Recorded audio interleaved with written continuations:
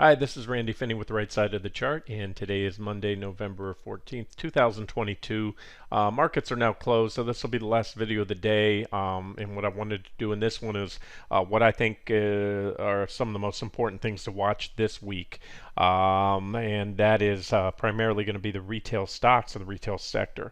So what I'm going to do in this video, this is QQQ, just a quick update. There's that big, what I think is big, 284.38 level. I've talked on that in recent weeks. That's just big to me.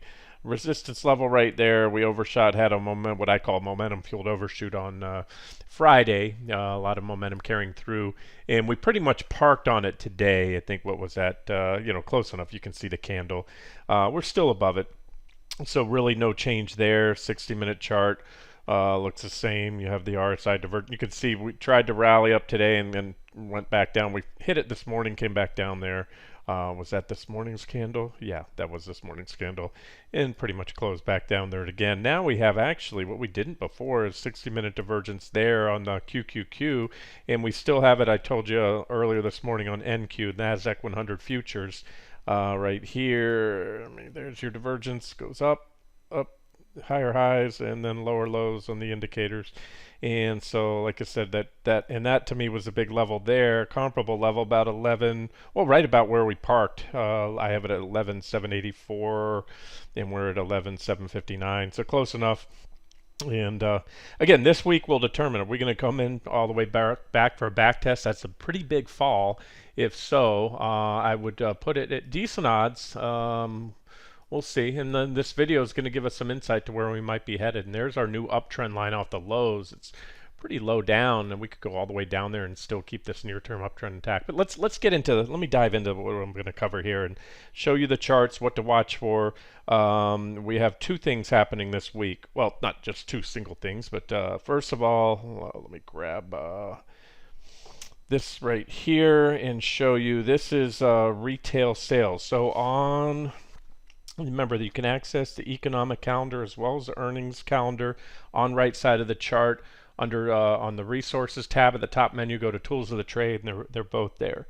Let's see here. Retail sales is going to be Wednesday. So here's the economic calendar for the week. We have the PPI tomorrow, producer price index. That'll give us kind of an idea on inflation, where that's going, at least on the producer side. Retail sales on Wednesday, as well as industrial production. Then on Thursday, we have housing starts, jobless claims, and the Philly Fed manufacturing index. All the economic reports are before the market opens, usually at 8:30, depends on which ones. All right, and then the other thing this week is a slew of retailers. So here, let me do this for you.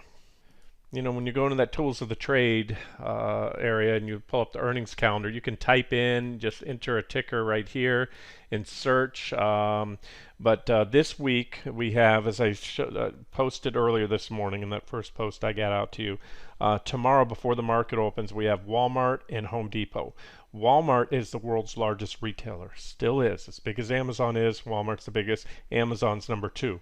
Amazon's already out of the way, earnings-wise, but I'm going to get to that one second. Costco is going to be reporting here currently on or around December 8th, so we've got a couple weeks. Costco's number 3.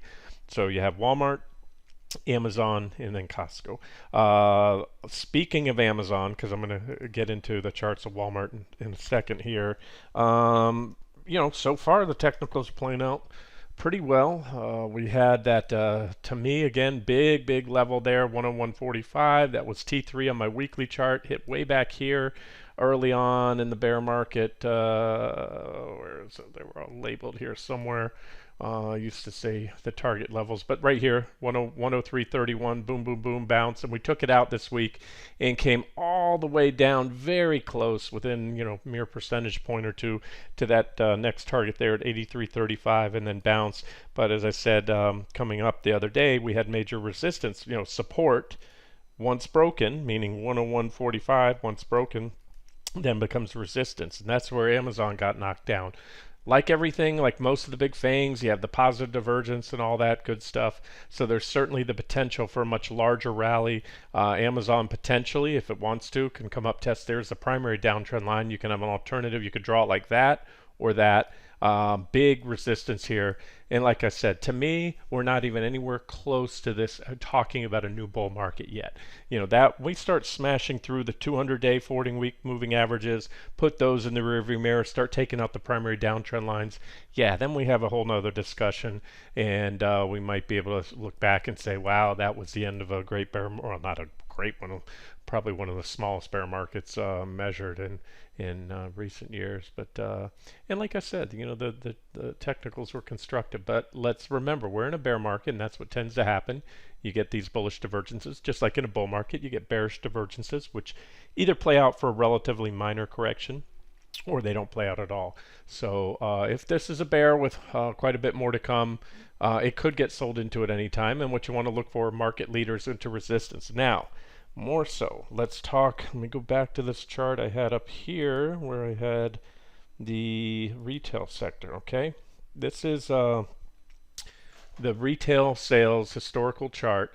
Remember that the consumer spending accounts for 2/3 of GDP roughly.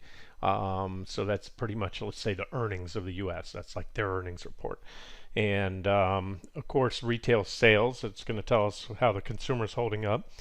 This chart here, we're going back. You can see the previous recessions right here, the shaded areas. We had a recession, wasn't a very bad one, but we had a little one back there in 2000. It was more of a stock market. That was when the dot-com bubble burst and took us down, and stock market falling puts pressure on the economy, of course, and retail sales. Then we had, true bona fide recession back in 2007 into the '09 lows where the market fell and retail sales fell right in line. You can see that there. We had one that was so fast, if you blinked, you missed it when COVID hit. And the Fed refused, and the federal government, not just the Fed, but DC as well, absolutely refused to allow, a recession to happen. So they gunned the money with a lot of liquidity, which then gave us this, overreaction, if you will, a little excessive stimulus. And that's where we're at. So let's zoom in a little tighter and just pay attention to this. This has been trending down. This is the thing. Retail sales have been trending down. Again, any trend is simply defined as whatever you're charting, making a series of lower highs, right? 1, 2, 3 distinct highs and lower lows. So this is a big one. Now look, if it does this, then that was just a blip. Sometimes you get a blip and then the uptrend continues, right? Like you had here. However, this is going to be a potential market mover this week. So again, that's going to be released on Wednesday morning before the market opens. But we probably won't even need to wait for that. The big one, the 800-pound gorilla in the retail sector is, as I said, world's largest retailer is Walmart. So let's start there. I'm not going to do a very in-depth video. You know what? I'm going to actually take a step back. First, do the sector itself. XRT is the retail sector ETF. So why don't we start there, and then we'll go through I'll go through the top dozen or so components. I won't go through every single component, but just the big ones. And it kind of gives you an idea of where we're at, kind of thing. So this is XRT. I know I have a lot of lines on the chart, but the ones we're going to focus on is most importantly, like just about everything else, this was a very well telegraphed in advance bear market. You put in these big divergent highs in so many sectors, so many key stocks. That means negative divergence, prices making higher highs, indicators making lower lows. And then you also had, had a very steep uptrend line right there. But like a lot of sectors and indexes too, the small caps did this, even the S&P did this. They went locked into a sideways trading range, which bulls saw as a high level consolidation before the next breakout and run to new highs. And they thought they had it right here. We did. Most sectors in the markets broke out of the ranges, but it proved to be a false breakout, aka bull trap that tends to suck in longs. The reason we didn't chase it, or I didn't, is you had big negative divergence. The indications were that you'd either break from the downside, or if you did get a breakout, it would probably fail. And that was it. So that was then, this is now. We dropped the retail sector. That's a 47% drop. So by all accounts, very, very much a bear market. Retail sector got cut in half. The million-dollar question is it over? And if it's not over, like the stock market, is there a potential for a multi-month rally maybe into year-end, into early next year, some point next year, before the next leg down? I'll tell you, I don't think it's over. When I look at a weekly chart, I can see that we bounced about where we should have. This is a nice support zone right here. It's also support on the daily. We have positive divergence, but when I look at this wedge, so you have a downtrend line right here. Now, I love falling wedge patterns. I love trading them. Typically, they're going to break out. This pattern looks to me like it would just be better to have one more thrust down, maybe work its way down a little more in the wedge, and it could either come down in this wedge and then pop, or maybe even turn down here, keep this downtrend line intact, and then come on down to this next target. This is my next bear market target, 46.39, and this is my before all said and done target. Again, that's heresy among the bulls to say that XRT is going to go to $38, which would be, pretty much saying the retail sector, including those stocks in it, are going to get chopped in by a third, 2/3. I'm sorry. That's chopped into a third. That's a 64% drop from the highs right there. So, but we don't go straight there.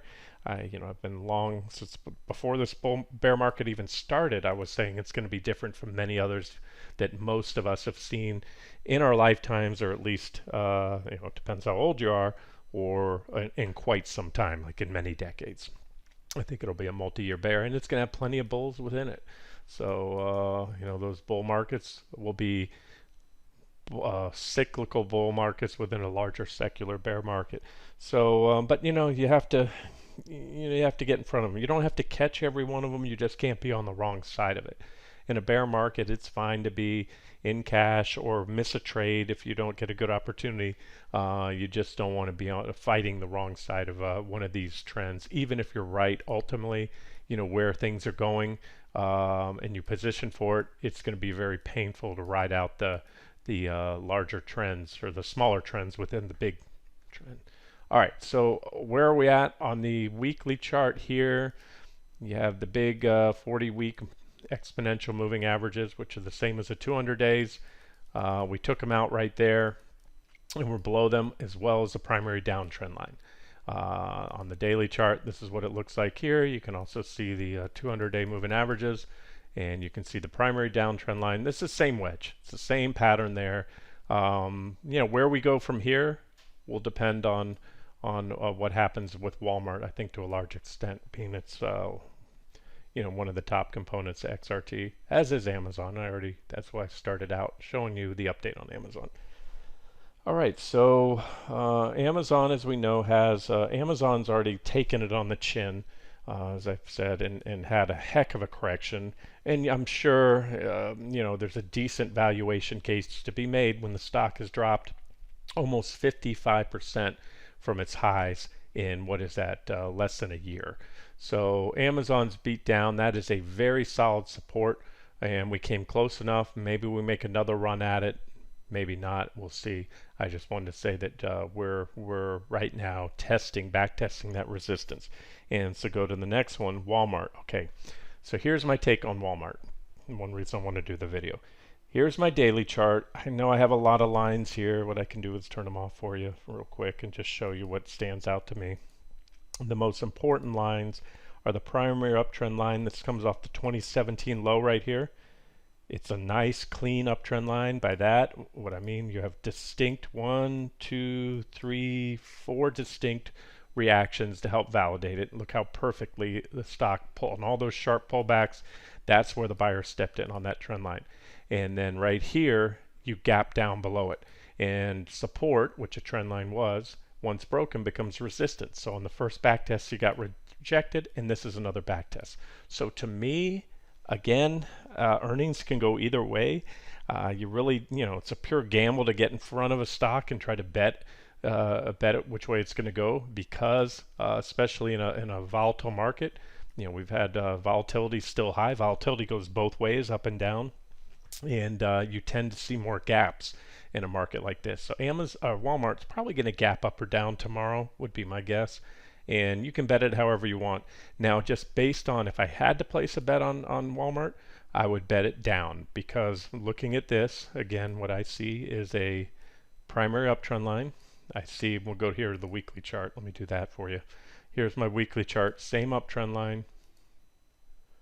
off the that's actually the 2015 lows right here. You can see late 2015, I think that is. And going by that, I might not have gone back that far on the daily chart. Let me just check here.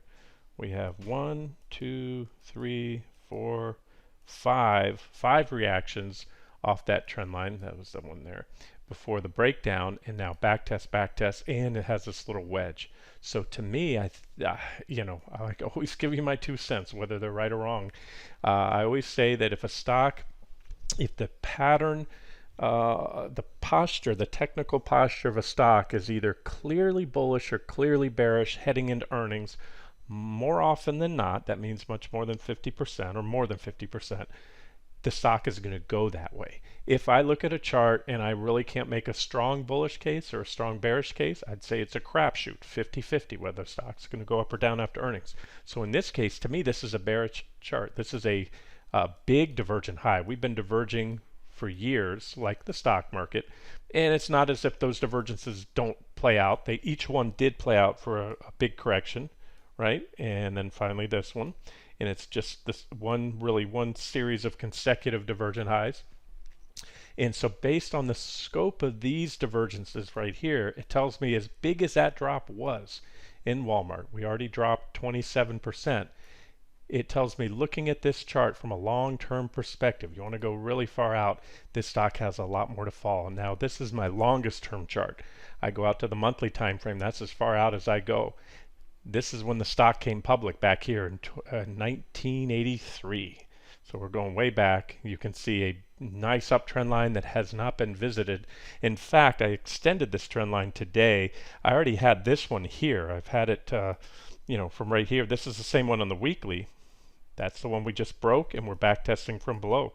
So, but when I zoom all the way out and I took a look at my monthly chart, I'm like, wow, that trend line, if I extend it, which I did, it comes all the way into the lows there. So nice, clean, and we broke it. And this is what you call a secular bull market. A secular bull market's the largest, and within that secular bull market, you've had many bear markets, including Black Monday in 1987, quick drop. It was one of the shortest bear markets on history, but it was certainly a bear market. Well over, I'll tell you how much Walmart fell back then. Take the high to the very low, a couple weeks later, or months actually, that's 2 months later, 53%. Then you had this bear market here. I'm sure that one was well into the double digits. You had a bear market there in the mid-90s, Asian contagion, all that back then. And then you had the financial crisis back in 2008. And again, it doesn't look like much when you look at decades of price history, but that was a 27% drop, and that's what we've had here. The only difference between now and then is now we've just broken a much longer term, larger secular bull market trend line, which opens up the possibility for a move down here. Fundamentally, what might cause that? Walmart's just been one of the biggest blue chip companies in the market. One of the things that is different this time that Walmart hasn't seen over its history since it's traded as become publicly traded is we're in an inflationary environment that, at least I believe, is only in the early stages. And so one of the biggest difference between Walmart and Amazon, although Amazon's getting there, they now have their own delivery drivers. They used to always farm it out to UPS and FedEx. But up until then, the big difference was Walmart's also, I believe, the biggest employer in the U.S. And that's the thing that I think is going to be just a kink in their side for a long time, is rising labor costs in an inflationary environment. The more employees you have, the more inflation, especially wage inflation, becomes an issue. So, anywho, that's where we're at. So that's fundamental. We'll see if it happens. Technically, I can tell you, here's a stock. There's also this 20-month moving average. It does a pretty good job, especially when you're trending. It doesn't work great in consolidation periods for Walmart, but in a solid trending market, you're above it, and you buy pullbacks to it, just like the stock market. And then when you break it, you're in a bear market, correction mode, and you can see we recently took that out. We're right around it. So I put a higher weighting on these trend lines because of the way Walmart tends to trade through there unless you're in a strong uptrend. So enough time spent on that. And again, it's these divergences. They work just as well on this monthly time frame as they do on a daily chart or a 60-minute chart when trading something. The biggest difference is it takes a lot longer to play out. These are not timing indicators. We could backtest this line for several months and still get rejected off it, or we could regain it. So I'll keep it very simple and I'll get away from Walmart. Probably talked more than most of you wanted to hear on it. Again, it's kind of the king of the retail sector, and that's why I'm doing this video, and that's what we're going to watch for tomorrow. So um, a break of the minor trend line here. Didn't mean to use an arrow tool. I meant to use a line tool. A break of this minor trend line, and you can see right here, about 135 or so is also decent price support. We violated it a couple times, punched through there, recovered it, but it's acted as really nice support. We regained it. So I think if we can fall down there, it's going to open the door potentially for a move down to my next long-term bear market target, which is about 105.75 for Walmart. That's where I believe this stock is going. And again, like with the stock market, to me, it's a matter of, is there a little more upside, maybe for a few months, few weeks, few months, and then that, or does it happen sooner or later? And again, I don't know, but I'll have maybe a good idea tomorrow or by the end of the week. We don't have to break it right away tomorrow, or we don't have to regain this trend line. And I'll also pay, if it's not very clear, by clear, a big solid, big candle that goes straight down through there like that, or straight up through there, and then closes a day and closes a week. If it's anything less, then you want to wait and don't extrapolate too much if we're still within this range or right on either trend line. You want to see a solid weekly close above or below. Like I said, unless the market's just taken by surprise tomorrow and there's a big move down there where it looks like there's going to be little chance of recovery. Okay, so that's that, and I won't spend nearly as much time on the remaining stocks because they don't have the same weighting on the index, or really the importance. Like I said, the big thing is the importance to the U.S. economy for retail sales. All right, Costco, that's a weekly. There's my daily. Remember, Costco doesn't report for a few weeks, but you have, let me just turn off all those lines and show you the most important line to me is the primary uptrend line.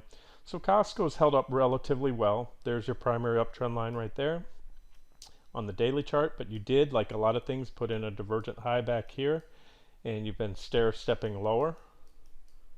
Not a clear downtrend so far because we never took out this previous low. So the main thing, and I think I have a price alert on it already, I'm pretty sure I do. I'll make another one. Can't hurt to have two price alerts. Move below this trend line. It's going to be a little while because Costco hasn't yet reported. So the only thing that's going to take it down below that trend line before then is either a surprise in the stock market, something big taking the market down, or maybe Walmart. Something really bad coming out of there. TJX, this is also one of the bigger ones. One of my wife's favorites. She's a big Home Goods fan. They own Home Goods and other companies as well within their other labels, I should say. TJX is the company, TJ Maxx. We had a divergent low at the bottom most recently. Let me fix my RSI here. It's bothering me. It should be pulled down a little. That should be pulled up.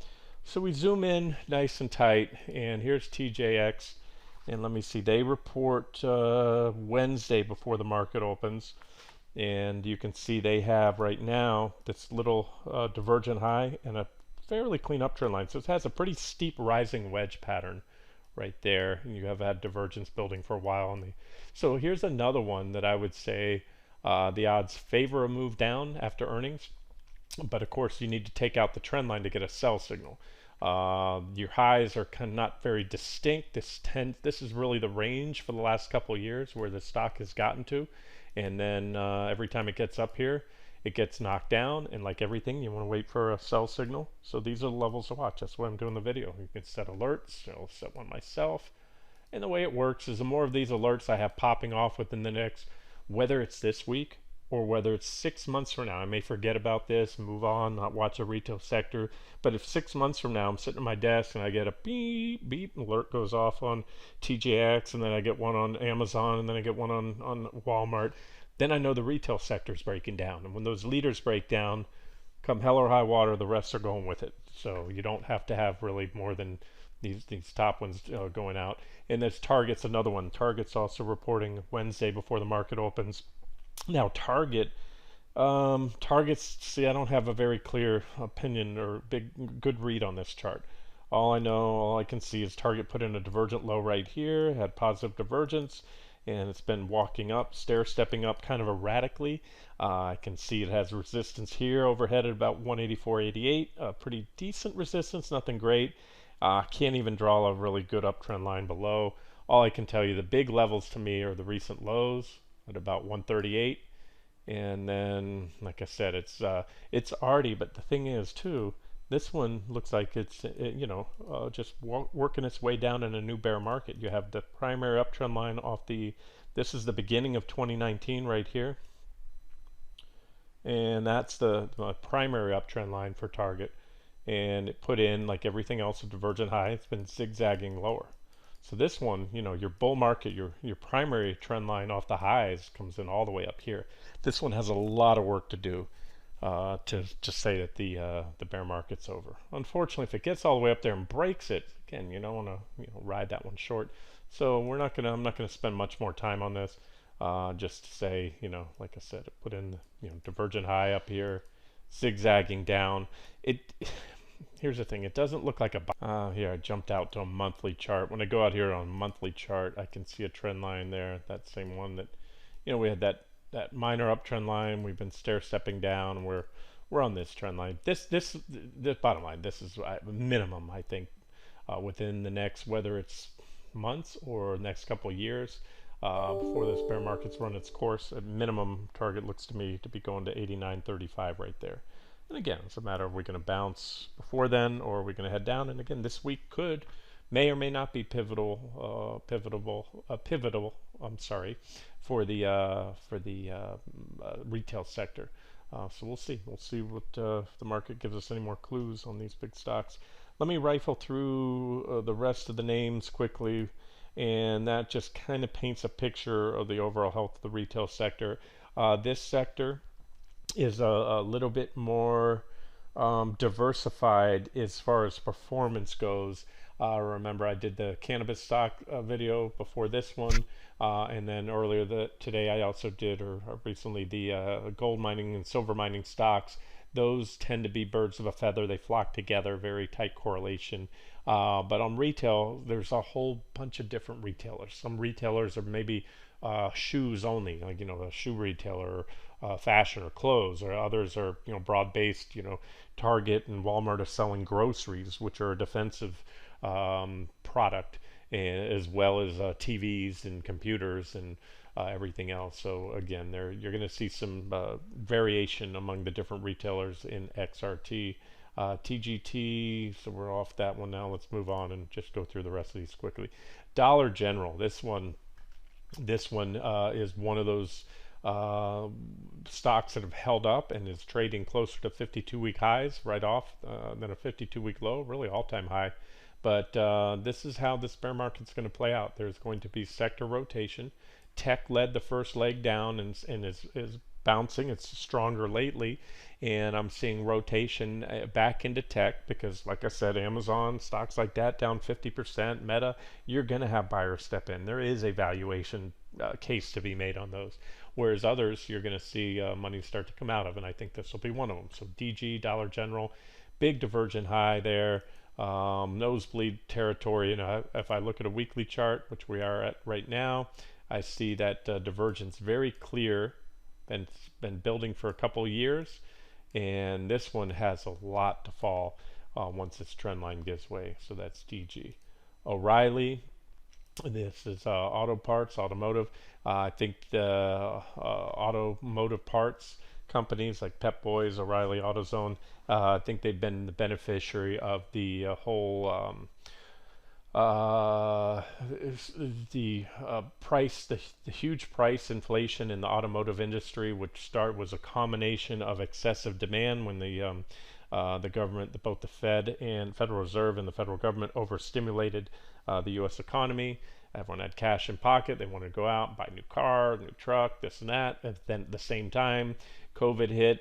chips. There were all supply chain disruptions, everything from computer chips to Ford recently had tons of cars sitting ready to be shipped out because they didn't have the little blue Ford emblem, and they refused. The cars are ready to go, just lacking that little emblem, and it was holding up a bunch of cars. So little things like that, and because of that, of course, supply and demand 101. It's basic economics. So there was enough supply, so used car prices went up, and everyone had to hold on to the old clunker. So I think it benefited these guys. Now we're starting to finally see the used car prices have been falling lately and coming back down, and so I think that's going to hurt the automakers. Hard to say because if at the same time we roll into recession, it's probably going to put a damper on new car sales. So I don't have a super strong opinion. I just wanted to say that these guys, again, that's what you want to look for at this point in the market. A lot of fund managers will look for stocks with relative strength. They want to buy those making 52-week highs, buy the leaders.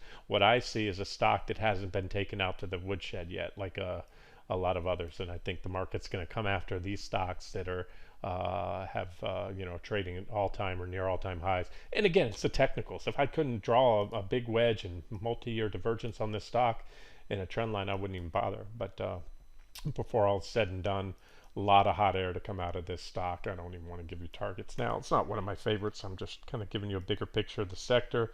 There's AutoZone, same story. You can draw these trend lines, divergences, negative divergence here on the daily chart. Still above the 200-day moving averages. So these are things you want to look for. See, when this stock, the red and blue line, they're the 200-day moving averages, simple and exponential. When they break, that's when the stock is on a sell signal, trend changes. And you have back tests. If you miss the breakdown, you short the back test. And then you short the bounce back to them. But then once they recover, as they did right here, then that's it. And you buy pullbacks to the 200-day moving averages. And as long as it does that, it's in an uptrend. And then so those are the things you want to watch. Set a price alert, if it drops below the 200 simple and exponential moving average. Dollar Tree put in a big divergent high right here recently. So just like Dollar General, I think these dollar stores are going to take it on the chin soon. And I didn't draw it clear. Well, I had an alternative BOD trend line right here. There's my BOD, benefit of the doubt trend line. That one broke.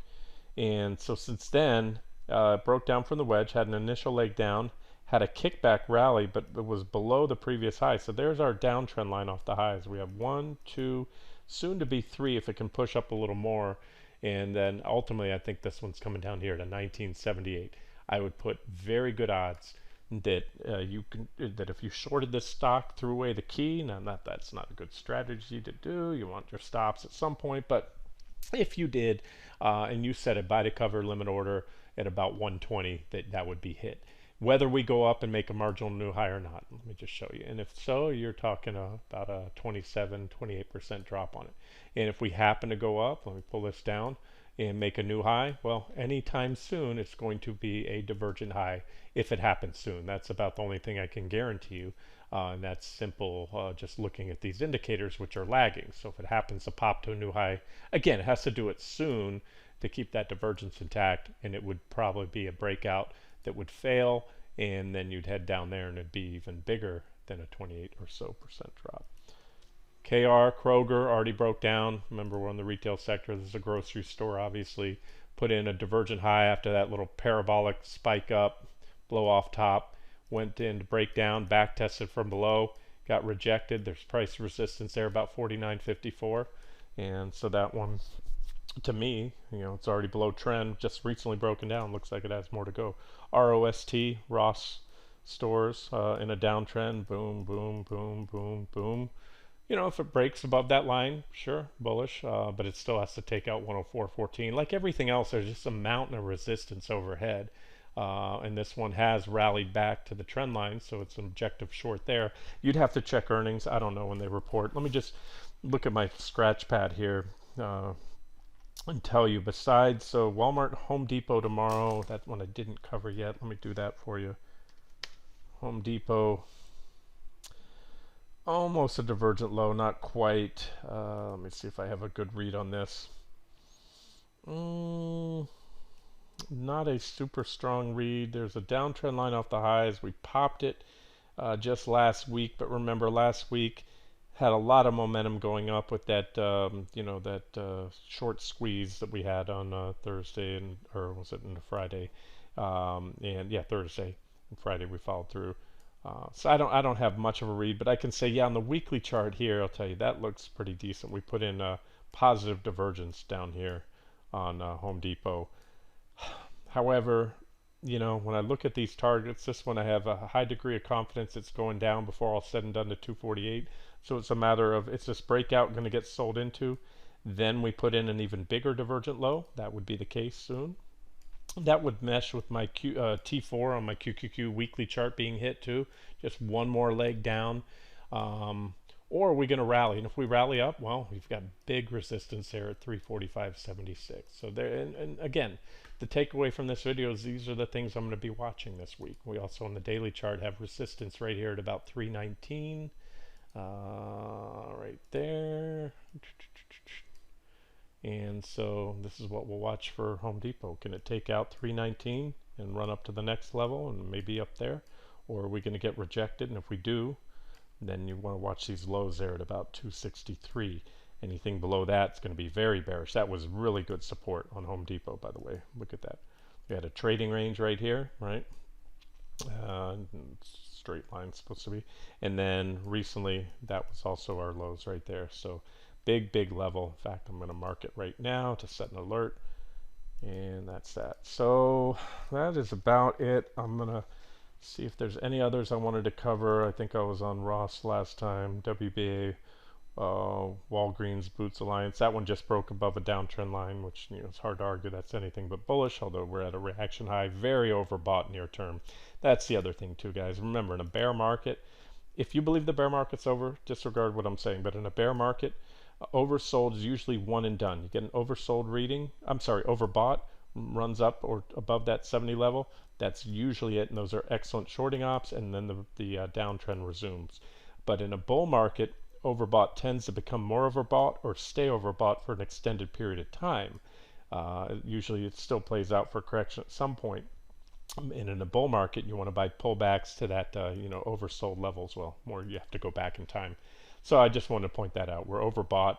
eBay, that's it's hard to argue. That's anything but bullish. You had a downtrend line there, broke out, but we're at resistance and we're overbought. So this is it. We all see what we want to see, and I've been recognizing both the bullish developments and the bearish developments. And my job, again, at the end of the day, isn't to tell you what to buy or sell. It's to give you ideas and to provide analysis so you can make the decisions as to what you want to buy, what side of the trade you want to be on. And I can tell you on this one, as much as that was a bullish run right there, you've got overbought conditions in a bear market. The last two times, or really three times, we were there, was right there, there, and there. And you can see what happened to the stock after those. So that's just kind of some of the things to look at there. Tractor Supply, DoorDash, one of the better looking ones. So here's an example again of why these all trade them on their own technicals. DoorDash just put in a divergent low and then went on to break out above both downtrend line resistance and that 57.20 resistance level right there. That, unless that fails, that's bullish. So this is one of the better looking charts in my opinion right there. ULTA divergent high number 1, correction drop, divergent high number 2, and this one, yeah, I think this one, yeah, that's just been diverging for a long time. This one's going to break down. I just don't have a very well-defined trend line or whatever to short it on. But it had a big wedge right here, big divergence. There's our trend line there, really right here, broke down, and now we have an almost identical wedge. So I would expect the same. Why not? BBY, Best Buy. Not bad from a daily chart. The downtrend line, it's been diverging. Just put in a divergent low at support right here. Positive divergence, but it hasn't broken out. So there's one to watch. Let me see if they're coming up. So I said Walmart and Home Depot tomorrow. Target, Lowe's, TJ Maxx on Wednesday before the market opens. I don't see. I thought I had Maybe not. I don't know when Best Buy is reporting, but one to watch right there. Like I said, bearish if it gets rejected, at least near term, may go down for another low, and bullish if it can break that out.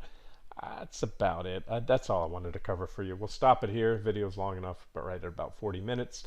And again, we'll pick it up. We'll see where we go, starting with Walmart, and we'll let a few of the other big retailers report, and we'll of course wait for the retail sales Wednesday morning before the market opens, and then we'll watch XRT, and then we'll have a good idea on how the consumer is holding up, especially as we head into the holiday season. Plus, remember, these companies tend to give forward guidance. Oh, and one more thing, if you're still with me.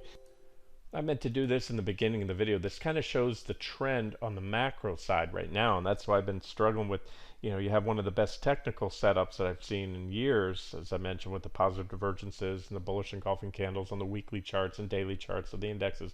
But the news flow, I'm just rifle through my headlines from the Wall Street Journal. This is today. Amazon set to lay off thousands of corporate workers. Go down the line.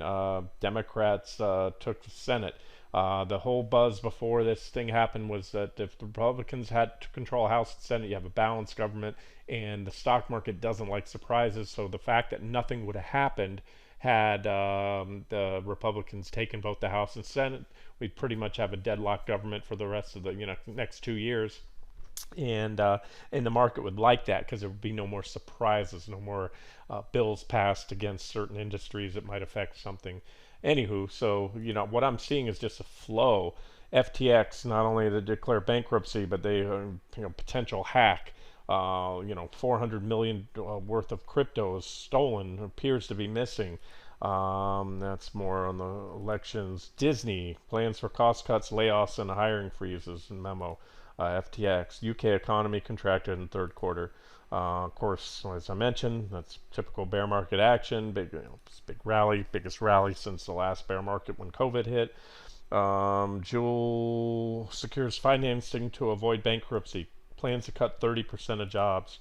Amazon has launched a cost-cutting review focused on its unprofitable business units, and that's after talking about job cuts and everything. So it goes on and on. So the macro is clearly bearish. Now the $1,000,000 question is how much of that has the market priced in, because the market is forward-looking and does look out 6 to 9 months in advance. But all right, guys, I'm going to wrap it up here. I just want to show you that kind of the news headline flow seems to be, especially for what I'm focusing on here, the consumer and the job market. Those are the two big things I think to watch going forward. Retail sales and, of course, the job numbers. And we have that coming out Thursday morning, jobless claims. All right, this has been Randy Finney with Right Side of the Chart. Have a great day.